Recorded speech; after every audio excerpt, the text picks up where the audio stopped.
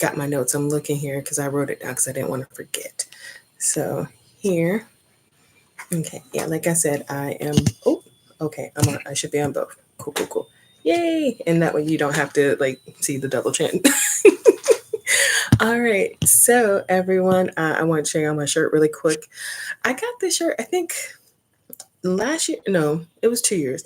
I wrote what I wrote is what it says. Like I wrote what I wrote. Don't mind the snacks in the background, YouTube. I plan on writing this weekend, so I made sure to get snacks ahead of time so I don't have to go out because the weather has been gross. So I don't want to go out this weekend. Anywho, now that the lives are set up and everything is just so, let's see. Okay. So again, hello Hillmantok. Hi Panther Nation. How are y'all doing? It's Indy Author K. McCoy, and this is week 2 for. Let me make sure I say it right. For creative writing, inspiring storytelling, for inspiring. See, I almost did it again. I said it twice today. So this is creative writing, inspiring storytelling for aspiring authors. I don't know why, but for like the last couple of days, I have been able to say that. So I wanted to make sure I got that in just right. But anywho, I just finished work. And speaking of work, I have a few quick announcements to make. I recently started a new job. So right around the time that I signed up to teach these classes on Hillmantok, I knew my schedule would change, but I thought it would change like near the very end of the semester. However, I just got word from my supervisor that no, that is not the case. It actually will change pretty much like in the middle of June. So I think the first or second week is when my job changes. Like I will finish my training orientation, the whole gamut. I finished that literally in the middle of June. So unfortunately, with my new schedule, I won't be able to go live. I'm gonna let that sink in.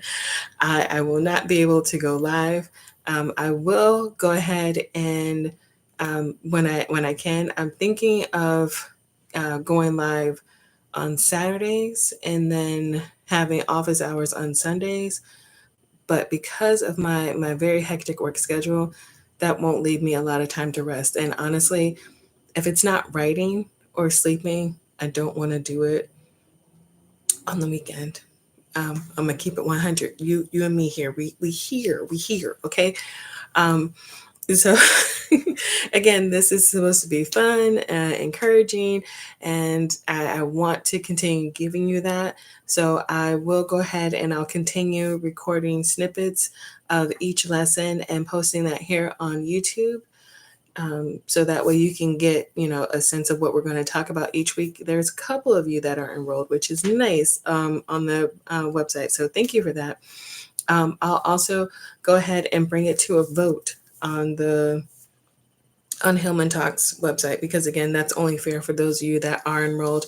I think last time I checked, there was like I think 5 people that enrolled.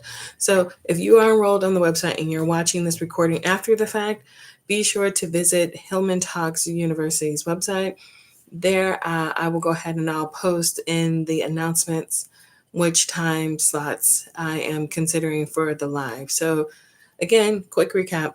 Today is Wednesday, and I originally planned on having the classes on Wednesday live, and then Friday I will do my office hour.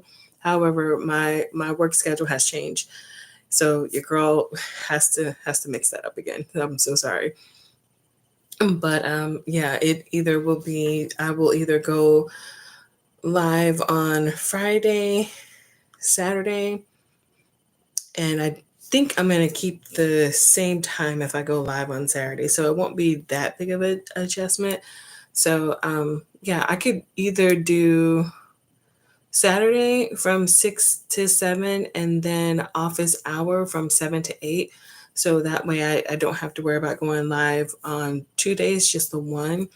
Or maybe I can have my office hour on Friday at a later time, and then Saturday I go live for the next week's class. So Again, I will post the options that I decided to go with on the website. So if you are enrolled, you will get the final say, essentially, as to what that time slot looks like. So with that out of the way, let's go ahead and talk a little bit more about week 2.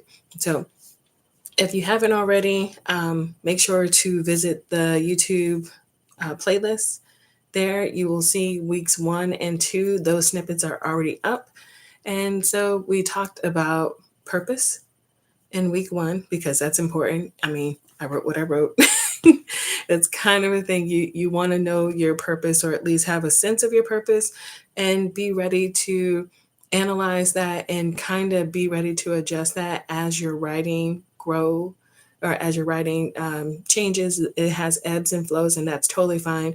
um, some people don't venture away from their purpose. That purpose is cemented within them, and that's totally fine. If that's not you, again, don't worry about it. My purpose has evolved so much over the last decade. My core things are still there, but how I achieve them and what that looks like for me has evolved as I've gotten older.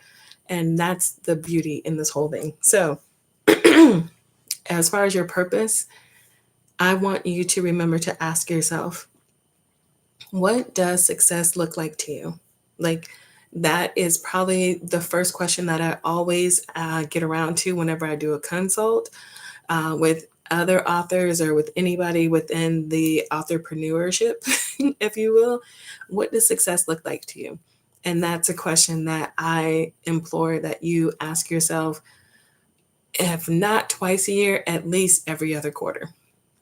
Like, that's something that should always be at the forefront of your mind, because as we all know, with things constantly trending, with the information age, always on the move, it's going to continue to move at rapid speed. And instead of trying to keep up with it, keep up with what your goals are, and that will help you further along in your storytelling, as far as your purpose and what it is that you want to write and how you see yourself doing that. So now that we've reviewed purpose for week 1, again, let's get into week 2, which is coherence. So, anyone know what coherence is? What does it all mean? Okay, so coherence again is about clarity, gaining that understanding of your storytelling. And this is really important when it comes to your writing, because you kind of need structure. Regardless of what you write, your story has to be consistent. It has to make sense. There has to be some rhyme or reason. There has to be organization to your story. If it's not organized in a way that makes sense to the reader, guess what? It's going to be unreadable. And as someone who is also a alpha reader, beta reader, sensitivity reader, you need your story to first and foremost be readable. Otherwise, people are going to struggle with continuing with the story.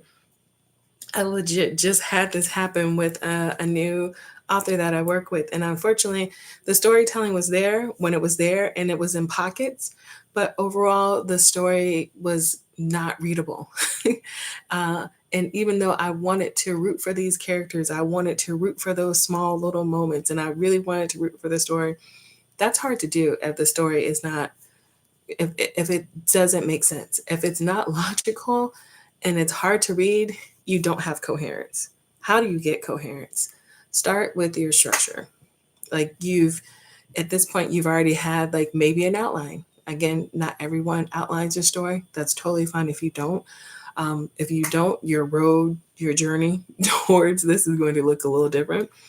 But if you've outlined your story and you started telling yourself the draft of your story, that's essentially what you are doing the first time you put pen to paper, keyboard to laptop or desktop. That's what you're doing. You're telling yourself the story. At this point, it can be crunchy. That's totally fine. It could be country, country. Good lord, you could tell I was watching Shabuzi earlier. I'm sorry. So it may be crunchy. That's okay. You're going to figure it out. Whichever word processor or whatever software you use to figure that out, this is where you are doing that part. After you've written the story, however, whatever method you've used to write the story, Now it's time to go in and make sure your structure is there. What is the plot? What are we in this for? Well, what's happening?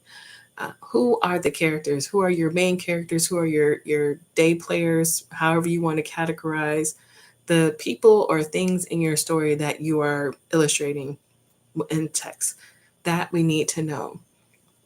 Again, what is the storyline? Why are we rooting for these characters? What is it that you want us to take away throughout the story? Do you want to just give us the feels and have us like swoon over tropes or certain people or this series that you brought to life? Is it a persuasive story? You want us to believe something or share your beliefs at the end of the story?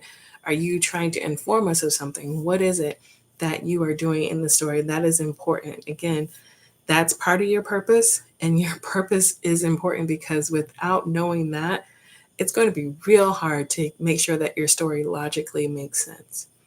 And I talked about this briefly over on YouTube channel. I've recently published, actually, no, not recently. Yeah. Um, Last year, I published my first novella, The New Era. And hold on, let me grab it really quick so y'all can see it. It is. Wait. Oh, here we go. All right. So it is over in my closet, aka my office.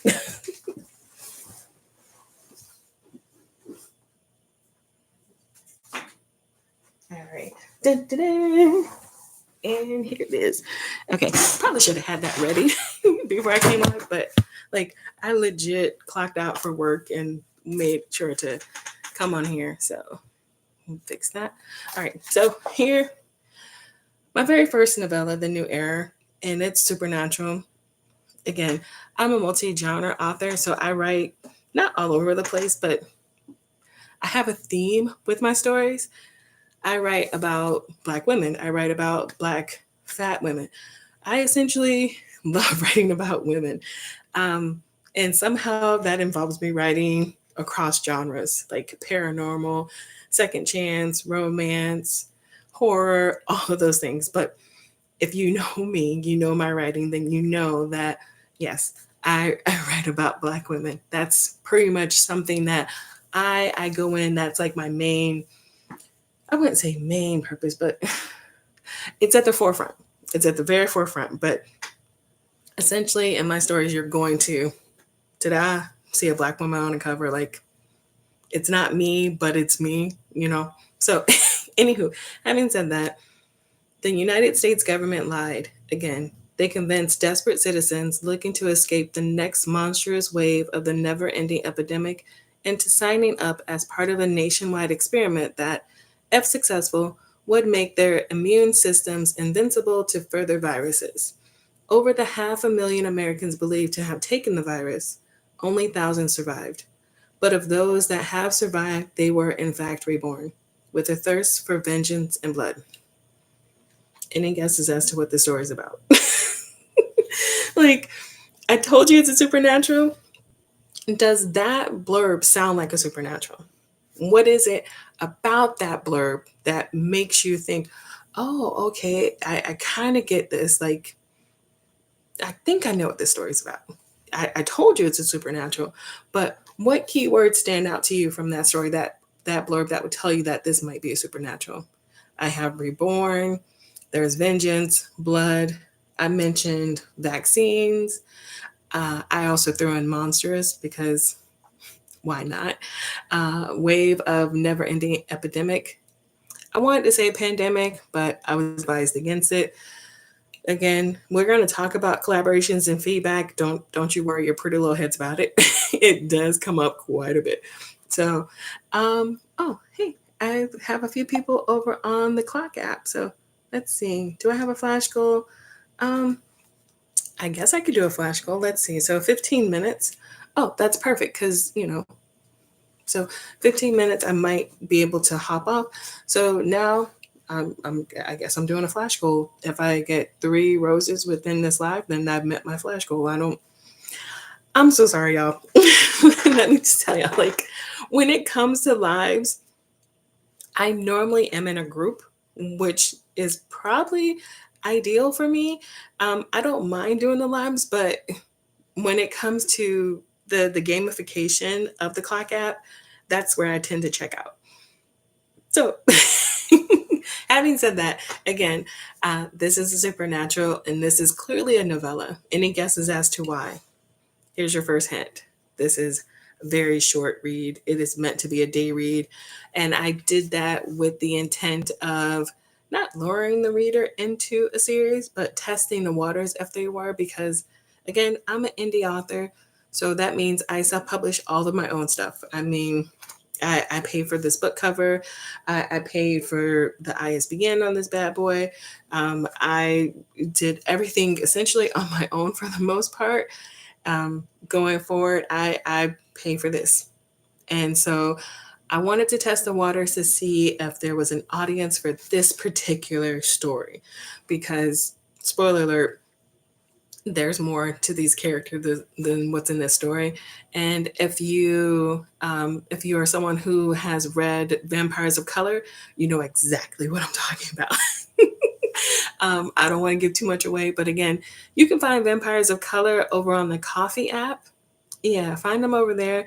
And I believe the short story that I released is in volume 2 of that anthology, which is a really nice fundraiser. I might reach out and see if I can participate in the next one. I didn't participate in the third one, but anyway, here and there. So, also, I have my tagline. So tagline is meant to be a sentence, maybe two. In my personal opinion, it should be no more than two max. This is meant to really attract your reader. Some would even say to hook your reader into wanting to know more about the story. The cover was done by Covers in Color. That's who I go to for all of my book covers. And again, if you have visited my website or you visit my YouTube channel, you know why. She does phenomenal book covers. I can't recommend her enough. I love working with her. It's really nice.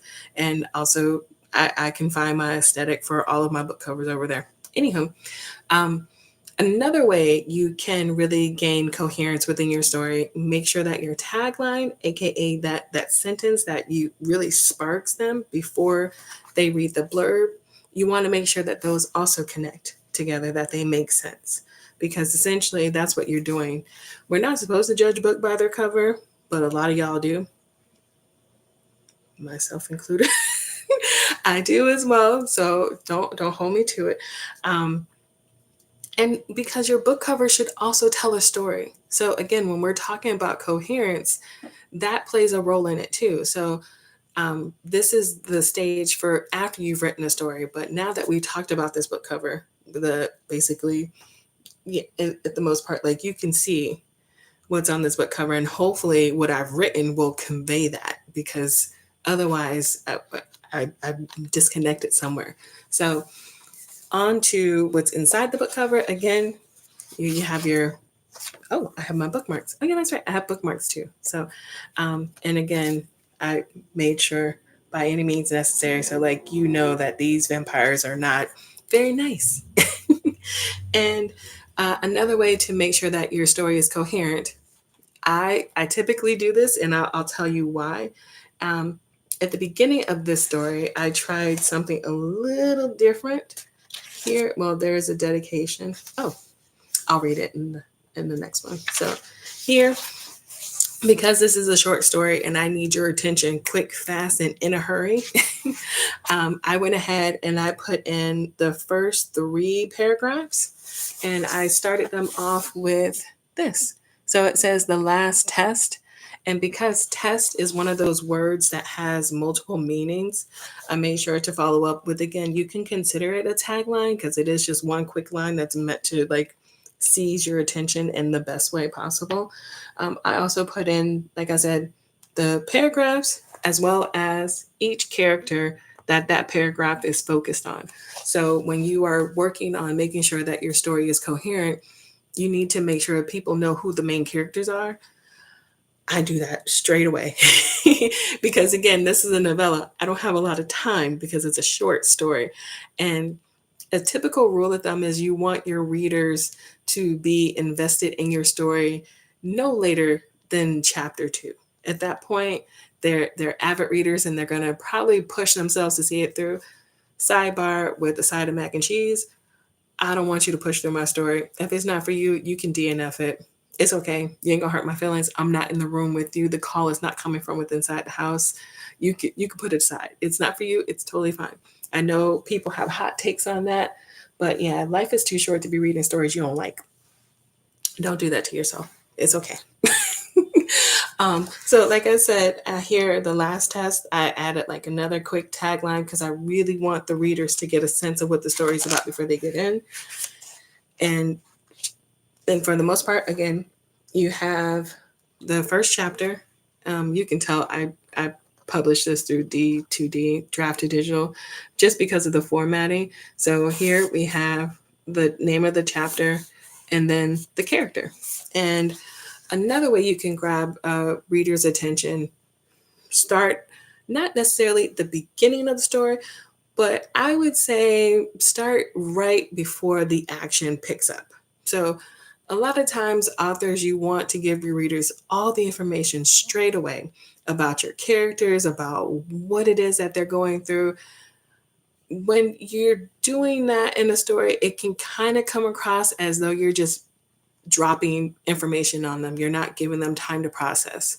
So, something that I do is I create character bios for all of my characters, and sometimes I'll write full chapters. Like I'll write I guess you can consider it like a prologue.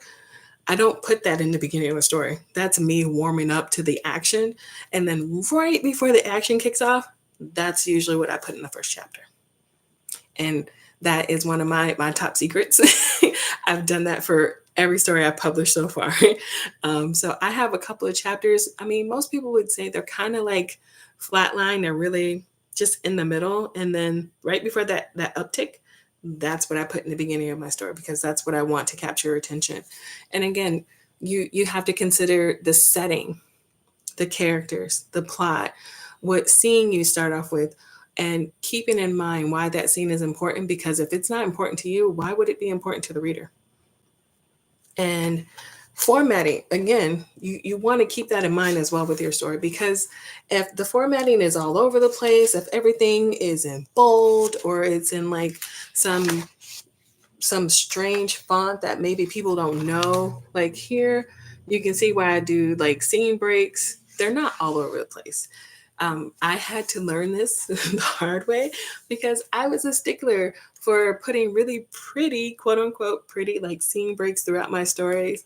And then I published like an author copy of my book. That's a copy that's not available to the public. Usually I write like my name across the bar line so you can't sell it or anything like that, because it's just for me to like proofread it or to give to someone to proofread my story. And then when I saw it in person, I'm like, okay, I don't find it cute anymore. It's just me throwing like salt, throwing salt on a dish, hoping that it will taste better the more salt I put into it, to the point where all I saw were like my scene breaks and all I could taste was salt. It wasn't good anymore. So thankfully, I was able to go ahead and do some basic formatting where I changed that. And then it made the story a little bit better because it wasn't just like all over the place. Like here you can see, I think my rule of thumb, depending on how big your chapters are, scene breaks, I would say no less than 2 or maybe 1. But again, you want to make sure you follow at least the basic formatting structure. And I will go ahead and I'll share a link for next week's class, breaking down basic formatting, because that again is not part of this class, but it is something that I feel that you should know. So, and I'll put that over on the main page for the Hillmantok website. So be sure to check it out over there. If you are enrolled, that'll help you a long way, because as an indie author, you have to know formatting basics, because if your story is not readable, is it coherent? Yay or nay? At this point, we all know. If it's not readable, it's probably not going to make a lot of sense to the reader. They're going to have to do too much work. And eyes are muscles too, y'all. Like, you don't want to work people's eyeballs to the point where they're like, oh my God, I just need to know what's happening so I can put this book down and be done with it. Like, make sure to keep that in mind. Basic formatting is a must. You can start the chapter off with a really catchy chapter name if you want to, but if it doesn't really tie into the story, is it helping the story be coherent? Probably not. So it's your call. Again, I always like to start my chapters off with the character. I do that not just for you as the reader, but for me as the author, because again, when I first started out, I did this thing called head hop. And that's essentially where you are in the point of view of one character, and then somehow either you're talking to someone in a certain dialogue, and we all do it. It's going to happen to you at least once. It's okay. Just embrace it and then learn how to fix it. Um, but at some point, I started thinking in the other character's point of view, whoever it was that they were talking to. And so would have like one scene where there's two or three characters talking, and you couldn't really tell who it was that was speaking. And again, that affects the logic of your story. Like, we don't know who's talking, we don't know what we should be thinking or feeling at this point. So keep that in mind, again, when you're writing your stories. And yeah, this is my baby. Um, I'm really excited because I'm smiling now because I have another release, and honestly, it's like in 31 days. So I'll talk more about that in the next video.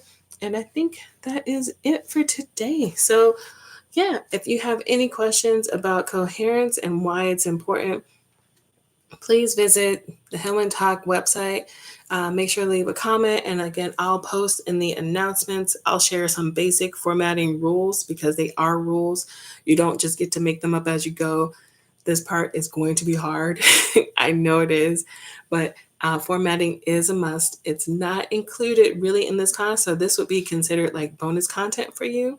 But it is something that I want to share with you because, again, you're here to tell inspiring stories. And in order for your stories to be inspiring, they also have to be logical. They have to make sense.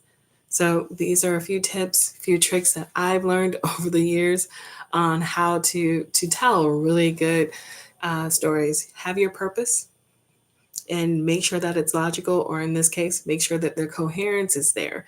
If it's not there, do we have a story? We might have the beginning of a story, but there might not be a story. So, all right, that is it for today. And again, I will see you next week. But I think in the second week of June that the schedule will change. So I'll post it again on the website.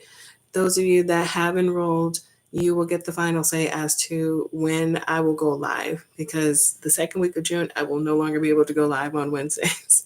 So thank you again so much for watching, and I will see you all later. As always, continue reading, continue writing, continue to be inspired. This is Kay McCoy, and I am signing off. So bye, everyone. Don't forget to drink your water, and don't forget